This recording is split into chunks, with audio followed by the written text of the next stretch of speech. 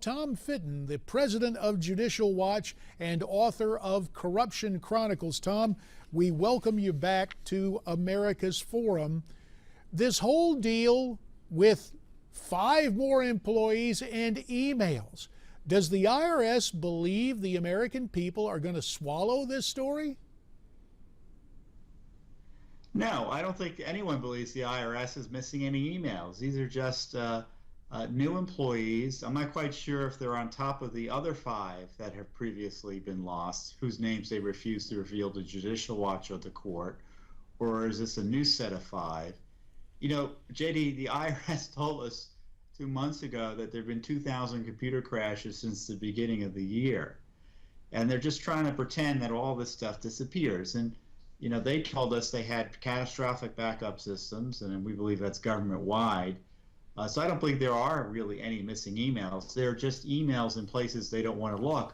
One of these other disclosures where there were 760 drivers or server drives that they may have records where Lois Lerner's emails may be. Look, you know, no one buys the IRS has lost emails. Everyone understands, and I think is outraged, that they consider it too onerous to even look for these emails. We're tired of the stonewalling. We're tired of the obstructing. The court, in our case, our Freedom of Information Act case, had asked specifically what was going on with Lois Lerner's emails. Twice they swore under oath certain information that was very narrow. They finally admitted that they had a BlackBerry she destroyed, but there's no records of backup tapes they talked about, which they've admitted to. No records of these 760 new drives they're now telling Congress about, that they probably only told about because we got in the news about this backup system. I tell you, JD, this IRS, this administration is out of control. They are lying to Congress or misleading Congress. They're playing a game with the courts. And in our court case, we're going to ask the court as soon as we can for relief. We're going to ask for discovery. To try to get people under oath and bring the court's attention to the Department of Justice and the IRS's flouting of its court orders. As you mentioned this, Tom, those of us who remember the whole Watergate scandal, it cost Richard Nixon his presidency. When we take a look at the information that has yet to be turned over with all these different IRS workers, with Lois Lerner and all of the hijinks in which she was involved, it really makes the so-called 18.5-minute gap in the Nixon White House tapes seem trifling in comparison, does it not? That's right. How many tens of thousands of missing records does it take to be the equivalent of a missing 18.5-minute gap? I mean, let's be clear. Richard Nixon resigned from office for his administration's abuse of the IRS, and it was significantly less than what we're seeing here. And this president continues to lie about the IRS and the scandal and what happened. And these documents show, for instance, just recently, JD, the president said it was boneheaded decisions in local offices. Document after document shows it was run under the IRS headquarters. Just this past week, we released documents from Lois Lerner's emails.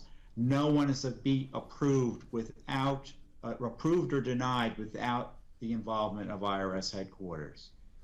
Well, and to think back to the president and that now infamous Super Bowl pregame interview saying there was not a smidgen of corruption. Of course, if we take him literally, I guess there is not a smidgen of corruption.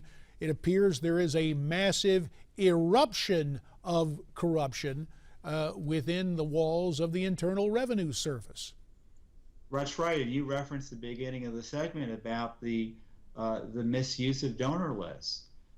Back when the IG first was sniffing around, Lois Lerner got nervous, evidently, and the IRS did, about the fact that they were asking these Tea Party groups for conservative donor lists, their donor lists.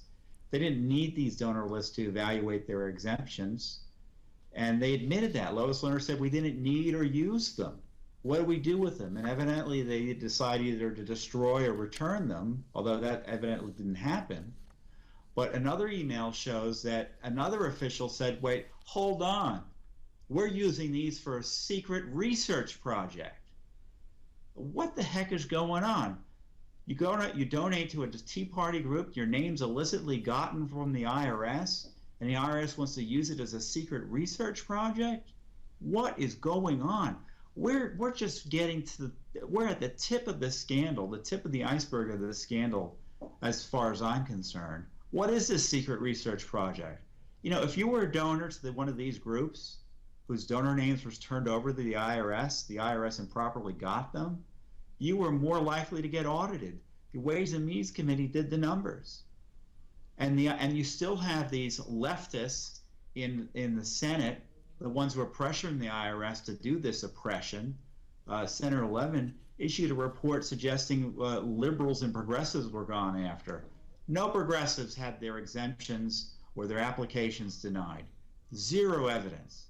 The big lie continues from this administration and its allies. The IRS abuse scandal continues to actually expand, yet Justice Department isn't doing anything.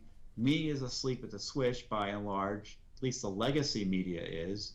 And, you know, Congress, you know, they're here for 2 weeks and then there's an election they go back to run for office for. So it's really going to be up to Judicial Watch in this case. This FOIA case, this simple Freedom of Information Act case, at this point remains the best hope for figuring out what went on. We will have to leave it there. Tom Fitton, president of Judicial Watch, perhaps giving some at the IRS fits these days, courtesy of his Freedom of Information request. Tom, we look forward to having you back for another update on your relentless pursuit of these records. Thanks so much for your time. Thank you, JJ. Tom Fitton checking in from Judicial Watch. We're coming right back.